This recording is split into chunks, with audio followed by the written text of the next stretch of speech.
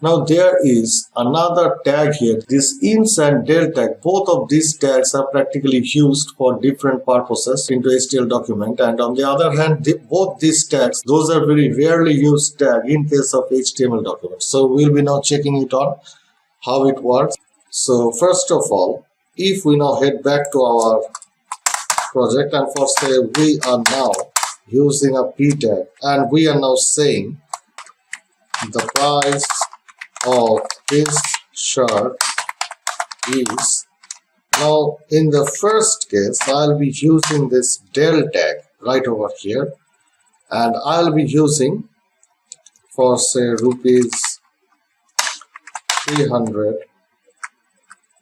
Now I will be using another ins tag right over here, and I'll be putting this new price range right over here. So we can see that this is the line. The price of the shirt is, as an example, rupees 300. It should be omitted off and there should be a rupees 100. So if we now press Ctrl S, head back to our project and reload, and we can see that this is the result.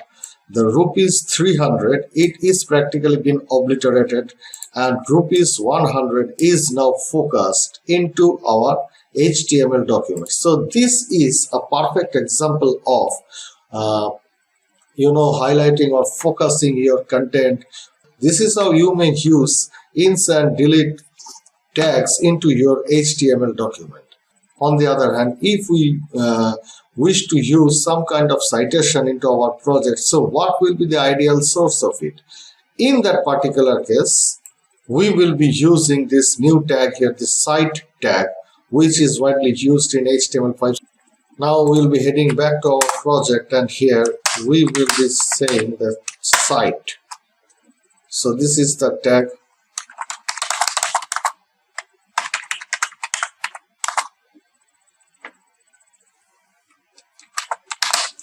We are now writing it, and if we now head back to our project and reload, we can see that this whole paragraph, it is practically being displayed as if in this italic format. Now in the similar fashion, if we head back to our text editor here, and if we use it along with a cite, with a paragraph tag, here it goes. This is a perfect example of cite. So we will be using here the cite tag again, text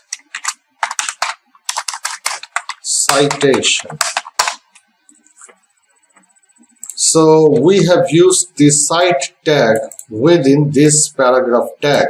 Now if we press Ctrl S and head back to our project and reload, we can see that first part of this entire line, this is a perfect example of, it is practically coming as if in the normal default display of any HTML browser. But the next part, text citation, which practically lies within this cite tag, it is having a different display right over here. It is slightly tilted or in italic format.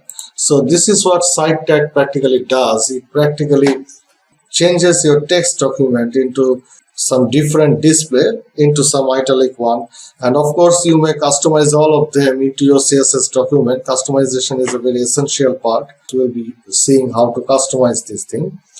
So in this part, this is a perfect example of text citation. Now in the next case, we will be discussing on an address tag.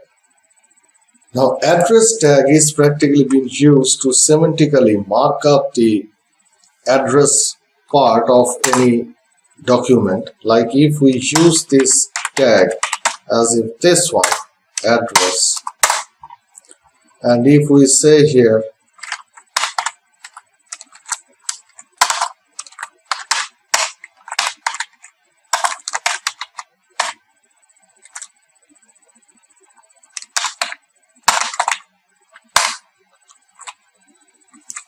so press Ctrl S, head back to your project and reload, and you can see that this individual address text here, it is practically being marked up into some different display.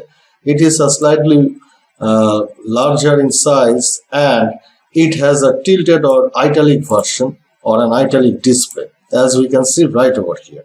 So this is how we may use these rare HTML tags. In the next case, we will be learning about the opt group option or the opt group tag into our HTML document.